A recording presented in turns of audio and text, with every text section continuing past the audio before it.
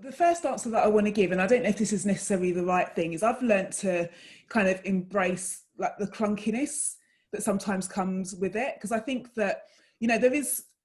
an element of like wanting to make it smooth and perfect, but when you think about facilitating in person, there's going to be loads of bumps and things anyway. There's loads of kind of little calamities and, you know, post-it notes everywhere. It's a bit messy, and I think that, you know, what I would like to see is that we start to embrace that as normal, rather than kind of expecting everything to be kind of, you know, the lighting to be perfect and, you know, everything to be kind of seamless and smooth. I think it's different if you're doing like a talk or like a training workshop, but when you're kind of in a conversation, but I do believe that sometimes it can get in the way. So what's the way of kind of,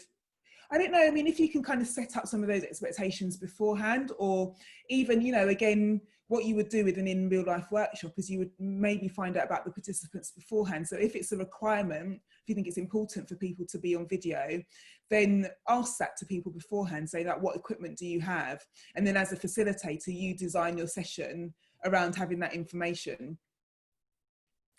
If I can just add to that as well, something that we've found is that everyone has a mobile device, and most people have a Surface Pro or a laptop of some description. So if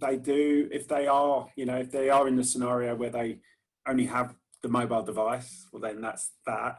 And obviously they can't do Mural on the mobile device, but if they've got a mobile device and you're using something like Mural, ask them to use their mobile device for the video link, and then Mural, their Surface Pro for the Mural.